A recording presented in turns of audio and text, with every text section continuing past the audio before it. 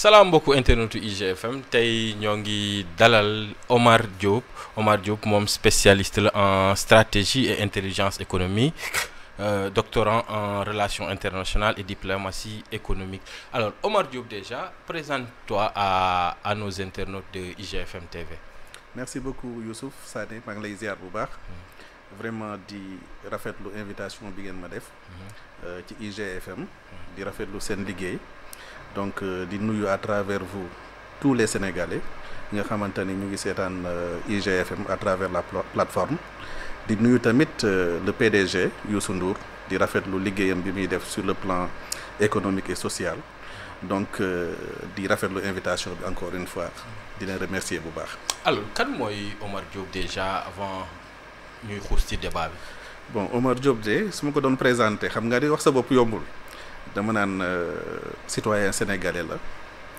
bu juddoo Sénégal yaroo Sénégal jànge Sénégal di servir réewam boobu ba tey à travers une grande institution de la République ba pare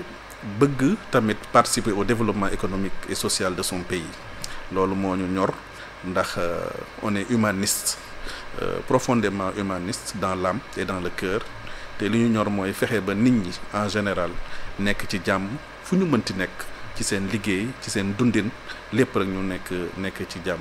taalibe rek la boo xamante ni nag day sàkku xam-xam di dog ngànt ci borom xam-xam yépp et loolu rek la daal vraiment. Alors Omar Diop yow bokk nga ci ñoo xam ne ñu ngi def promotion wu intelligence économique. Alors lan mooy intelligence économique déjà. D'accord, merci encore Youssoufa. Donc li ñuy war a comprendre d'abord pour camper le débat sur l'intelligence économique mooy xam ni en 1991 dafa marqué la fin de la guerre froide. La fin de la guerre froide dafa engendrer benn situation tamit de globalisation des marchés. Globalisation des marchés boobu engendrer benn situation d'affrontement économique entre les États et entre les multinationales. Donc mu nekk benn concurrence bu doy waar.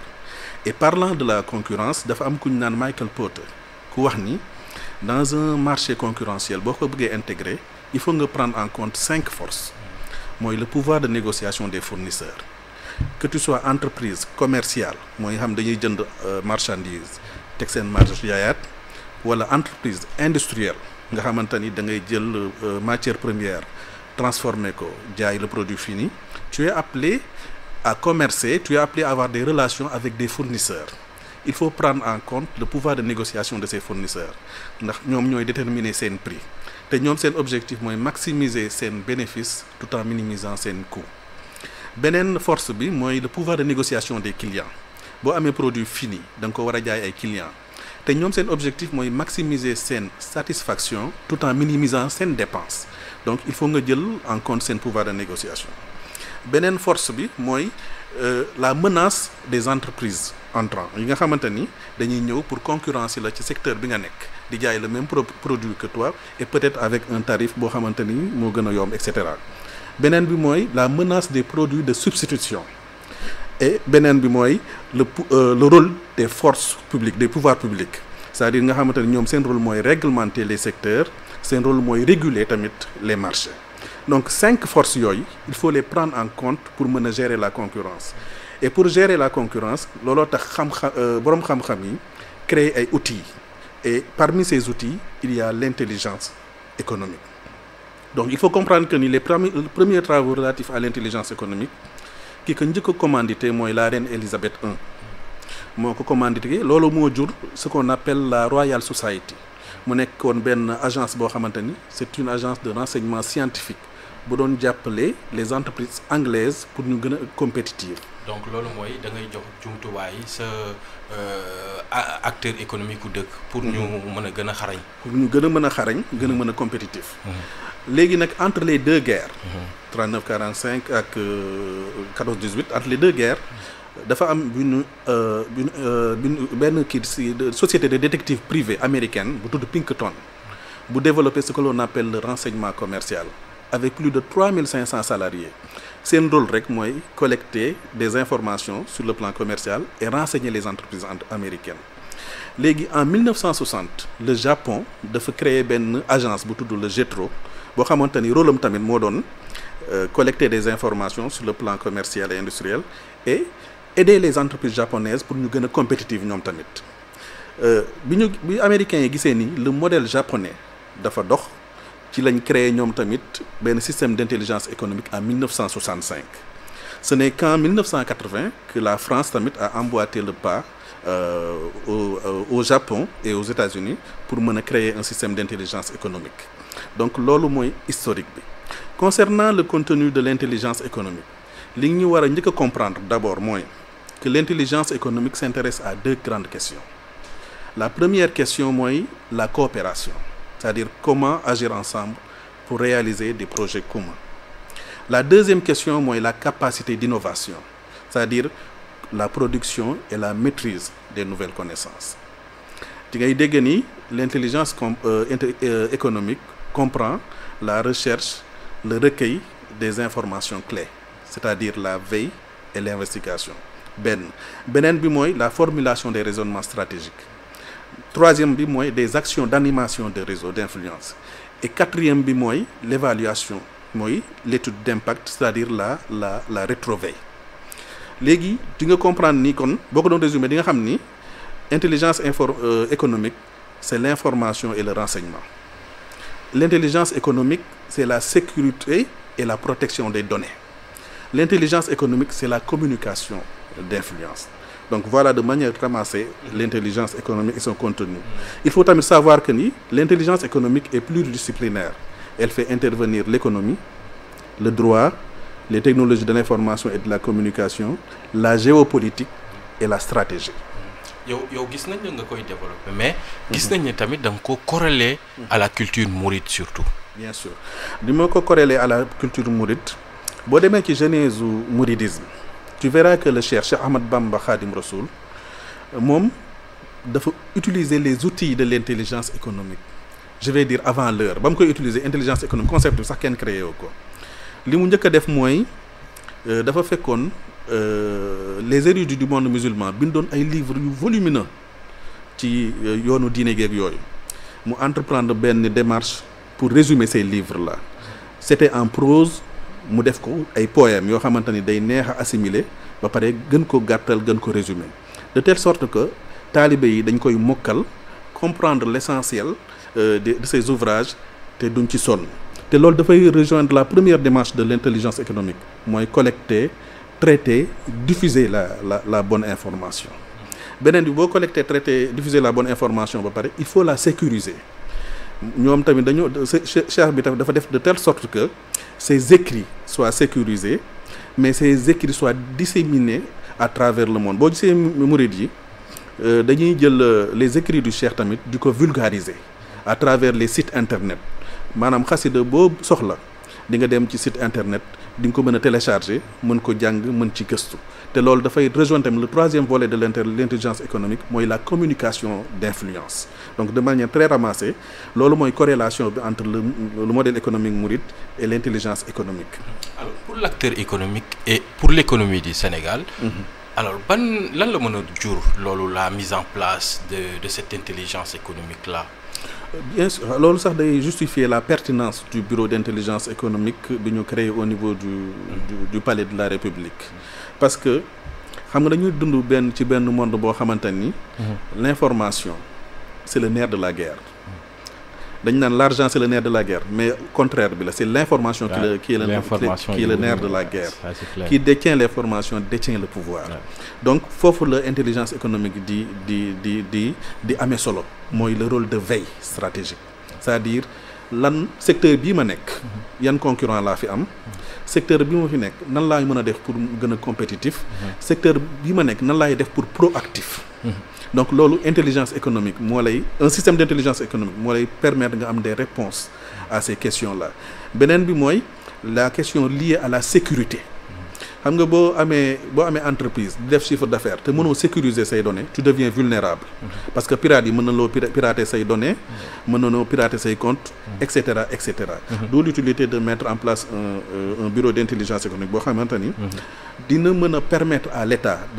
d'avoir une vue globale sur l'économie d'avoir une vue globale sur l'économie mondiale et d'être compétitif comme État et pour les entreprises tamit ñu gën a compétitives. yaa ngi wax ñu mettre en place un bureau d'intelligence économique mais gis nañ ni tamit État du Sénégal mettre en place une direction des stratégies et de la prospective. Est-ce que c'est pas trop la même chose? Bon, c'est un peu pour man bu ñu ma laajoon sama xalaat. duñu mettre en place un bureau d'intelligence économique ba pare. mettre en place un bureau des stratégies et de la prospective. Parce que dans la stratégie et la prospective, dans l'intelligence économique, il y a la stratégie et il y a la prospective. Donc doon na doy rek ñu mettre en place un bureau d'intelligence économique kese.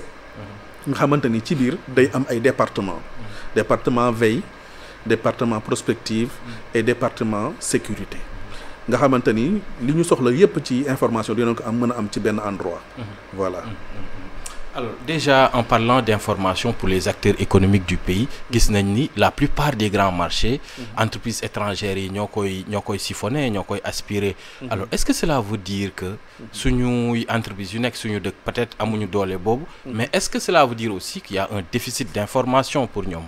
waaw les deux à la fois mooy il y a un déficit d'information parce que wax naa la sànq ni la qui détient l'information détient le pouvoir suñu entreprises yi ils ne sont pas compétitifs xam nga li tax parce que amuñu information bi war pour mën a challenger les entreprises internationales. C'est-à-dire une multinationale buy ñëw fii compétir au Sénégal déjà dafa am toutes les informations relatives au Sénégal au marché sénégalais alors que yow entreprise locale bi fi nekk yow amoo bureau d'intelligence économique et de prospective amoo lu lay mën a may nga xam li xew ci àdduna bi ak ci Sénégal par conséquent tu n'es pas compétitif parce que kële daf la raw beneen bi mooy tu n'as pas assez de moyens pour faire face aux multinationales alors que dañuy nekk ci benn monde boo xamante ni c'est un monde comme je l'ai dit tantôt globalisé mënoo tëj say frontières daal ni damay def appel d'offres national kese je vais me limiter aux entreprises nationales te doo solliciter l'expertise internationale parce que am na yu bari yoo xamante ni yow mënoo ko defal sa bopp tu as besoin d'une entreprise internationale boo xamante ni elle a l'expertise elle a le savoir-faire pour mën la jàppale donc mënoo tëj say frontières li war mooy suñu entreprise yi ñu mettre leen à niveau c'est-à-dire sur le plan formation ñu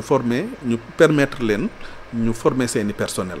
ñu outiller leen tamit parce que tamit il faut gannaaw formation bi mooy savoir bi il faut le savoir-faire bu ñu amee savoir-faire bi dina mën a compétitive ces entreprises là. yow gis nañ ni génne nga livre bu tudd le Sénégal de mes rêves. Alors lan ngay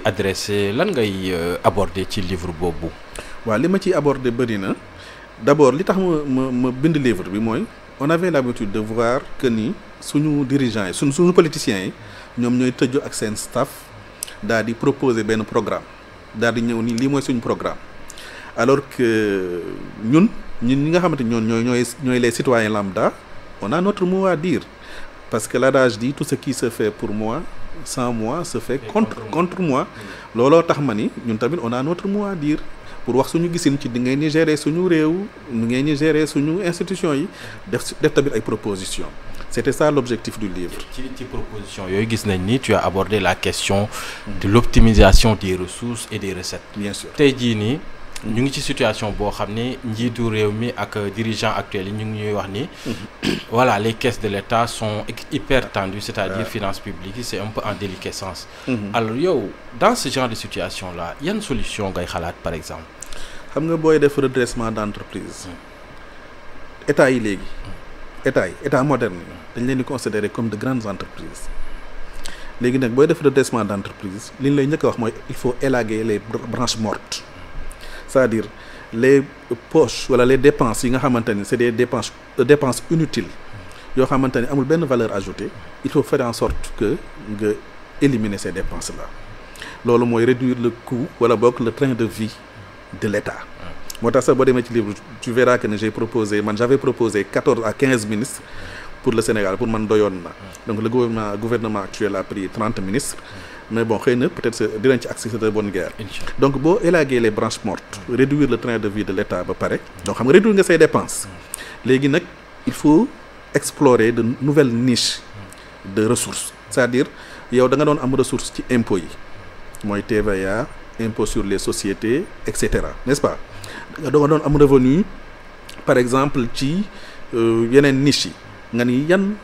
yan voies et moyens laa am pour mën a am yeneen revenus yu bees yeneen ressources yu bees j'ai le pétrole buy ñëw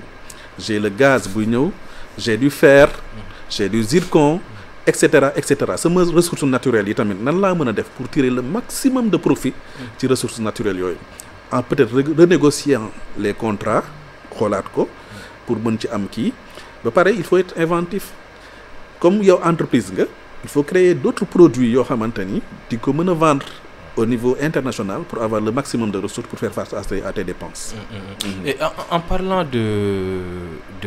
la rationalisation du train de vie de l'État, yow à quoi tu penses déjà? Il y a quelqu'un comme un ancien Premier ministre, Abdoul Mbaye bi naan war nañ symboliquement par exemple en guise de mesure symbolique mën nañ jaay par exemple l'avion présidentiel pour stopper la saignée. Yow par exemple à quoi tu penses en parlant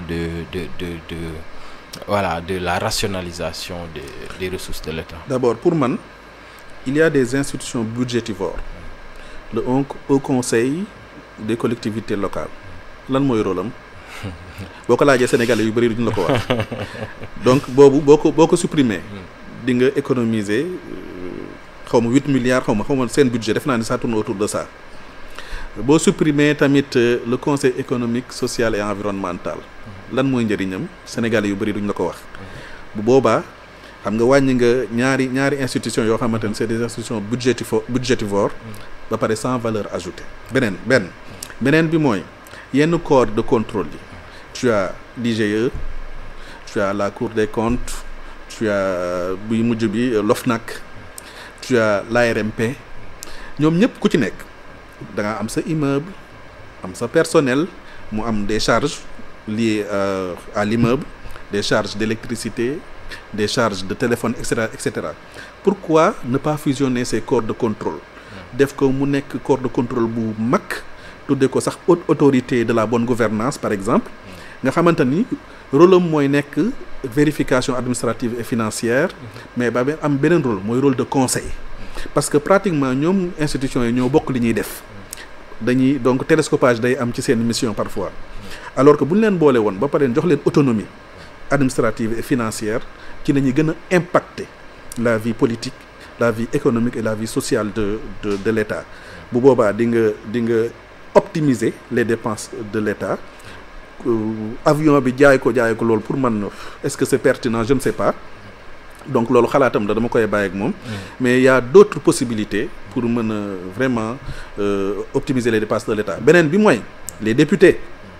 on a benn pléthore de députés à l'Assemblée nationale entre guillemets qui ne servent à rien. yow li nga bëgg mooy ñu wàññi députés yi à 55 bu baax mais 55 est-ce que du gàtt tamit trop. ma expliquer les 55 yi nu muy demee. déjà on a 46 conseils départementaux. boo defoon enquête ci citoyen nga ni sa conseil départemental bi lan mooy rôle am moom du la ko wax donc foofu am nañ une institution bu nekk au niveau du département boo xamante ni le citoyen lambda xamul rôle am xamul efficacité am te foofu am na budget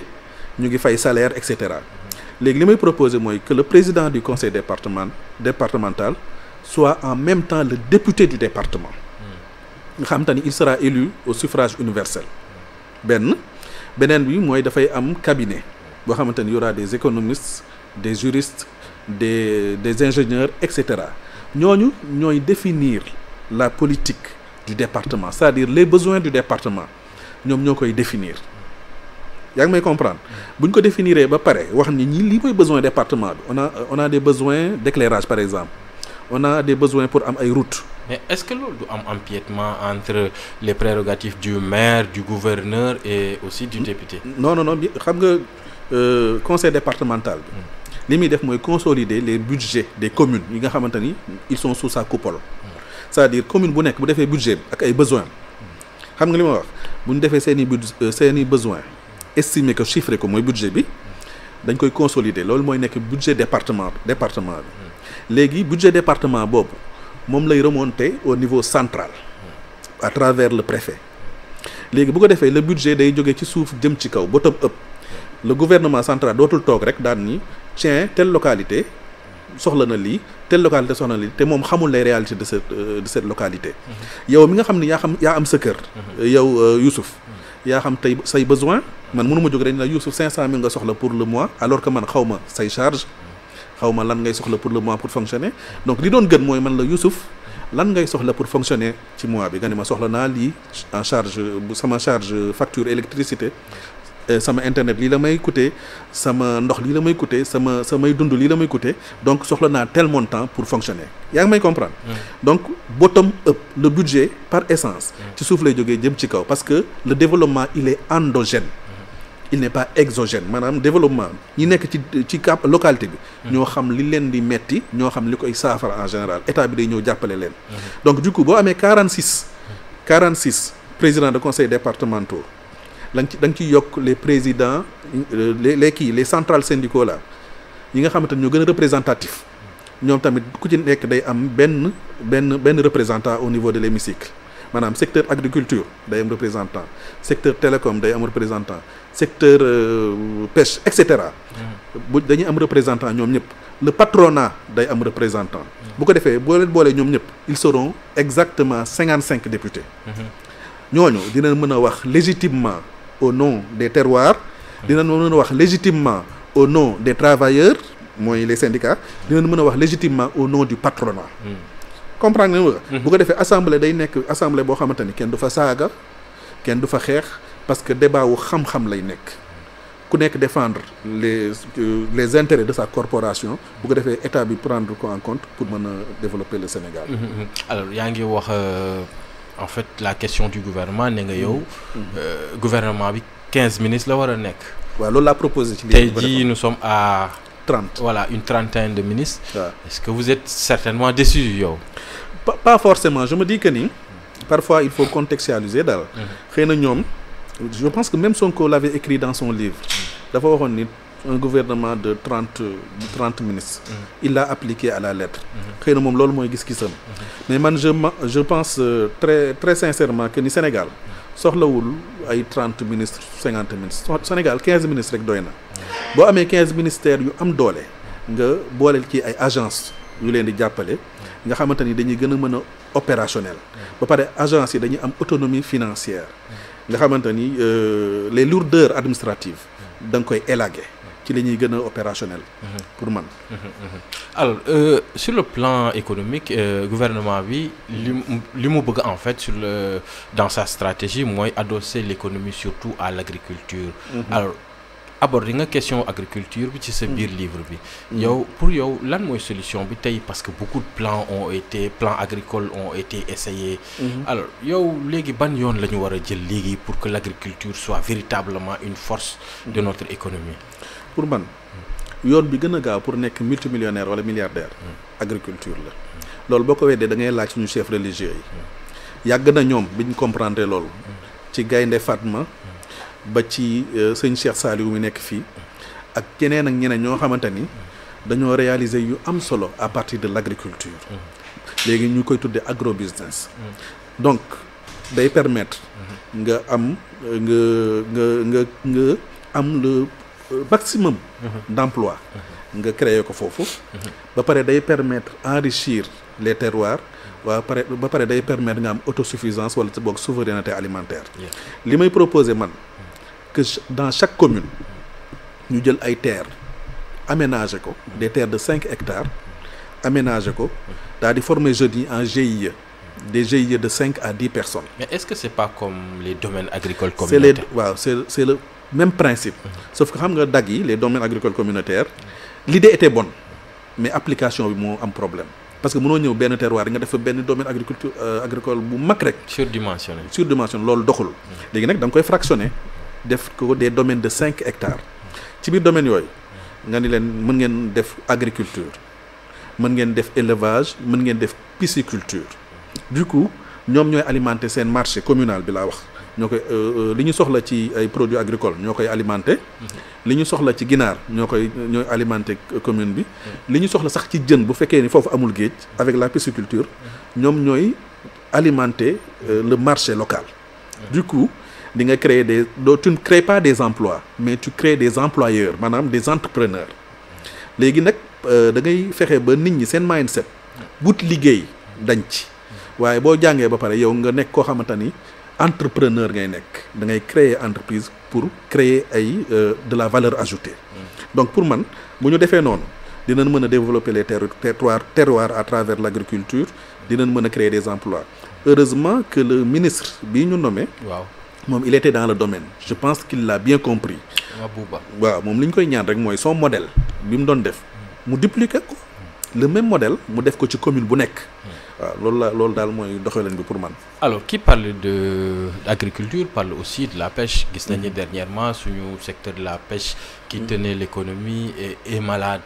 et ñu bëri li ñuy wax ni mooy solution bi mooy surtout ñu dàqal c'est-à-dire annuler ou bien ne pas renouveler les licences et les accords de pêche avec l'Union européenne et autres pays. Alors est-ce que pour yow ça c'est une solution? Dernièrement gis nañu le président du Conseil européen bi ñëwoon Sénégal pour défendre surtout ça. Alors yow tu penses que dañu war a renouveler ou bien dañu war a xoolaat autre chose? Il faut bannir les licences de pêche yu ñuy jox ces grands navires là. Au contraire pour man il faut acheter des navires yu mag jox ko pêcheurs sénégalais yi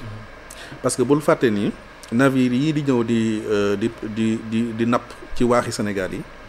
ñoom ñoo tax suñu pêcheurs traditionnels yi mënatuñoo am jën. léegi nag looloo jur pêcheurs yooyu transformé wu en convoyeur d'immigrants. léegi nag ñooñu boo fexee ba jënd leen ay navires yu mag comme yi fi nekk nii ñoom yi leen di concurrencer ba pare former leen ba pare regrouper leen en GIE ñoom tamit maanaam des GIE bu nekk nga jox ko navire de pêche ñoom ñuy napp bu ñu nappee ñu xaaj seen napp bi en 2 wala en 3 parties benn partie bi ñu alimenter ko le marché local beneen partie bi ñu exporter ko c'est-à-dire parce que navire yooyu di ñëw di napp fii ñoom li ñuy def loolu la dañuy ñëw napp si pour dem jaay ko seen i dëkk donc ñoom mën nañoo def loolu bu ko defee bu ñu nappee ñoom jaay benn partie bi ci marché local bi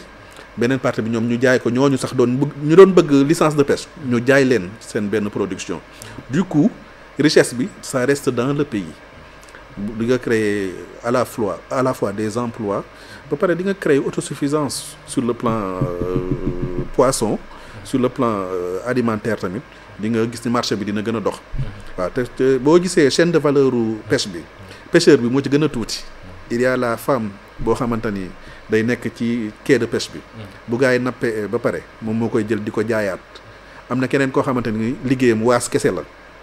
am na keneen koo xamante ni transformation lay def donc chaîne de valeur boobu yëpp il faut ñu étudier ko maîtriser ko ba pare fexe nuñ ko améliorer. Voilà. Alors on va faire une petite transition vers le secteur pétrolier déjà. Beaucoup de pêcheurs ont peur que l'exploitation pétrolière yoo xam ne au Sénégal fii nii ci diggu géej gi lañ koy def mu am impact ci seen pêche bi mais aussi il y a beaucoup d'euphorie autour des richesses pétrolières. Est-ce que dina am véritablement jeexital si suñuy finance publique déjà avant même de parler d'économie? Normalement pétrole bi si c'est bien géré comme ni ko Kadhafi defee woon à son époque si c'est bien géré comme le Qatar l'a fait si c'est bien géré comme les Émirats arabes unis l'ont fait pétrole bi day am impact bu positif ci suñu économie.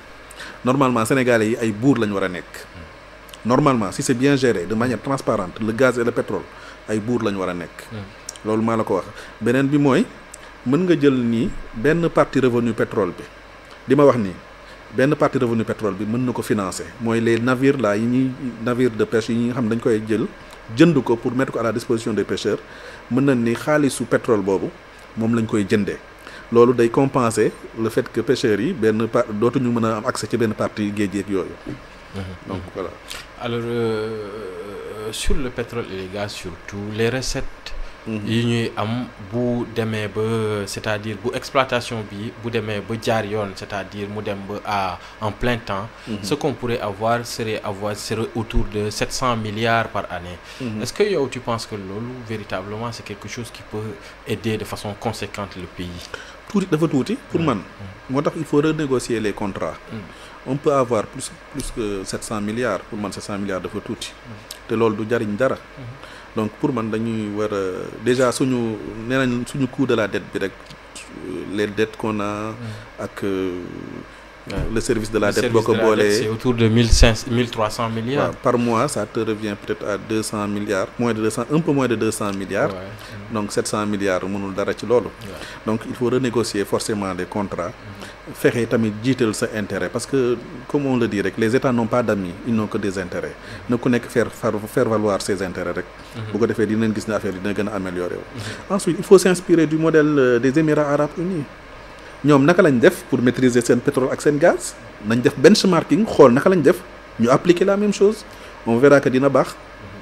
Alors yow yaa ngi liggéey ARTP. Alors ci sa livre bi abordé nga tamit une question qui est essentielle, c'est-à-dire celle de la souveraineté numérique. Alors question boobu yow lan nga ci xalaat, la question de la souveraineté numérique. waaw la question de la souveraineté numérique gis naa ni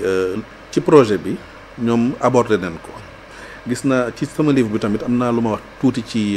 affaire régulation bi fusionner les entreprises de régulation en général. Mais pour régler la problématique souveraineté numérique bi j'ai identifié 9 problématiques. Premier bi mooy l'accès au réseau. mooy la couverture. Comment faire ba nga xamante ne Sénégal gi yëpp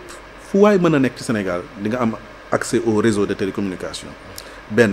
beneen problématique bi mooy la qualité de service, c'est-à-dire am nga accès au réseau waaye tamit da ngaa war a mën a woote bi jàll ñu jot la ku la bëgg a woo tamit jot la ba pare du am grincement du am coupure et cetera. La qualité de service naka la ñu mën a def pour résoudre ce problème. beneen bi mooy l'accessibilité des services, xam nga am nga réseau am nga qualité de service waaye tamit le tarif il faut que ça soit accessible au Sénégalais lambda. mooy troisième problématique bi.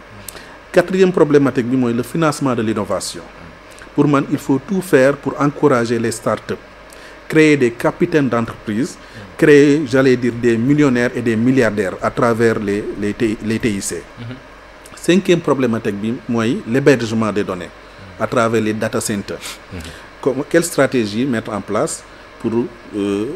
domestiquer les données du Sénégal. beneen bi mooy la concurrence saine et loyale au niveau du secteur. loolu c'est le régulateur qui doit jouer ce rôle. Quelle stratégie développer, quoi faire en fait pour faire en sorte que le consommateur soit satisfait, comment faire pour que l'opérateur ait une rentabilité, comment faire pour que les tarifs soient orientés vers les coûts supportés par les opérateurs. Septième problématique mooy la réglementation du secteur. loolu ministère moo koy def. Et huitième problématique bi mooy la cybersécurité. Il faut sécuriser ces données parce que récemment il y a des cas de cybercriminalité yi fi amoon ci réew mi. Donc il faut faire face à ces problèmes de cybersécurité. Et la neuvième problématique bi mooy la RSE, mooy la responsabilité sociétale au niveau des entreprises des télécoms. On a vu que Sonatel a une fondation Sonatel boo xamante ni day def RSE mooy responsabilité sociétale d'entreprise. day tabax ay école day tabax ay centre de santé et cetera. Est-ce que yeneen ñaari opérateurs yi ñu ngi koy def? Je ne sais pas. Donc il faut faire en sorte que yeneen ñaari opérateurs yi tamit ñu respecter ce que l'on appelle la responsabilité sociétale d'entreprise. ñoom tamit ñu participer au développement économique et social du Sénégal. Donc 9 problématiques yooyu laa gis ni buñ ci xalaatee daal di pragmatique nag bañ a nekk dans la dissertation nii rek ñu pragmatique mooy diagnostic résolution de problème buñ ko defee pour man on va atteindre la souveraineté numérique. Mais en revenant à la question de l'accessibilité, Sénégalais yi nee nañu le coût de l'internet est très cher au Sénégal. Est-ce que tu partages cet avis-là? Je partage cet avis. Pour man le coût de l'internet est cher. Pour man le coût de la communication est cher. Donc c'est un travail qu'il va falloir faire parce que le régulateur bi moo am prérogative wax opérateur bi ni ko sa tarif yi ngay appliquer au consommateur da nga ko war a orienter vers les coûts que tu supportes. Donc le régulateur dafa war a am un modèle de coût économique boo xamante ni bu opérateur bi ñëwee ni ko man yii coût laay supporter pour fournir le service moom tamit mu dugal yooyu ci modèle de coût am daan ni ko noonu li nga wax yanu na maanaa wala yanul maanaa donc wàññil tarif bi ngay def wàññil sa marge wala déet loolu mooy outil bi régulateur am pour mën a fexe ba contraindre l'opérateur à baisser ses tarifs. Beneen bi mooy ñi ci ëpp ci ñoom seeni kii bi seeni investissement yi c'est amorti donc tu peux pas amortir tes investissements ba pare coût yi élevé ba tey donc loolu c'est le rôle du régulateur moo xamante ni moo war a def loolu et qui parle de régulateur parle aussi d'État du Sénégal bien sûr aujourd'hui gis nañ ni am nañ ay njiit yu bees alors yan levier la ñu war a mën a tirer pour pouvoir rendre beaucoup plus accessible le coût de l'internet de la communication pour que ce soit répercuté chez les opérateurs waaw levier yi ma la wax mooy bi ma la wax nii mooy déjà il faut faire en sorte d'auditer les opérateurs ba pare sax loolu sax c'est le code des communications électroniques moo ko consacré chaque année dañoo war a auditer la comptabilité analytique des opérateurs information yi daf lay jox boo ko amee da lay permettre nga xam exactement les coûts supportés par l'opérateur pour fournir les services d'internet les services de voix mooy téléphonie bi et cetera donc boo xamee loolu nga comparer ko ak sa modèle de coût bu boobaa ci nga mën a mooy li ma la wax léegi ci nga mën a wax opérateur bi tu peux baisser ton tarif parce que sa marge bi dafa ëpp trop et cetera. Alors il y a la question de la qualité des services aussi. am na ñu koy joytu certains citoyens sont à l'intérieur du pays. mais question réseau bi day jafe trop am na ñu nekk Sénégal fii sax. pour Dakar fii nii c'est-à-dire dans la capitale. des fois par exemple man chez moi. j'habite ci benn immeuble 5 étages boo xam ne boo nekkee ci suuf pour nga am réseau day jafe. yooyu nan lañ ko war a régler parce que voilà citoyen koy wax. mais c'est compliqué en fait pour trouver une solution ci loolu parce que gis nga boo gisee problématique yi ma la doon wax sànq deuxième problématique bi mooy la qualité de service c'est fondamental tu peux pas avoir un réseau nga jënd sa crédit tu parviens pas à passer des appels wala tu ne parviens pas à recevoir des appels wala ci yenn gox yi da ngay obligé yéeg ci ay hauteur pour mën a am réseau en 2024 loolu c'est inadmissible pour le Sénégal te loolu État du Sénégal daf ci am rôle bu mag bu mën a jouer à travers la RTP il faut contraindre les opérateurs ñu respecter seen engagement yi nekk seen cahier des charges da nga war a couvrir telle zone avec une qualité de service bien déterminée boo ko respecté wul ñu defal la ay amende je sais pas ñu contraindre la daal sur le plan pécuniaire ba nga mën a respecter say engagements parce que boo laalee seen poche benn yoon wala ñaari yoon rek doo leen ko waxaat benn yoon waaw. Alors monsieur Omar Diop on est à la fin de l'entretien. Alors lan mooy nekk sa dernier cadeau ton dernier message. Dernier message bi mooy ginnaaw ba ma leen santé d'abord remercier leen bu baax ci invitation bi mooy wax ni peuple sénégalais bi état bi ñu fal mooy gouvernement bi ñu fal bu bees ñun ñoo leen war a gunge te Hippocrate da doon wax ni bala ngay faj nit. laaj ko ba xam moom pare na pour bàyyi li koy feebar mënuñoo am comportement bu doy waar ba pare bëgg a espérer am développement économique et social bu fekkee ñun bëgg nañoo aspirer à un développement économique et social dañoo war a changer suñu comportement bu fekkee dañoo bëgg gouvernement bu jub ñun ñoo war a jub déjà bu fekkee dañoo bëgg gouvernement bi di liggéey ñun nañu fonk liggéey bu fekkee dañoo bëgg gouvernement bu mandu ñun nañu tàmbalee suñu bopp di mandu donc bu ñu toog rek di xaar naan gouvernement moo war a def lépp et cetera ñun nañu jóg xool lan lañ mën a def pour développer suñu dëkk moom la kenn di doon wax au lieu ngay laaj sa dëkk lan la mën a def pour yow laajal sa bopp yow lan nga mën a def pour sa dëkk.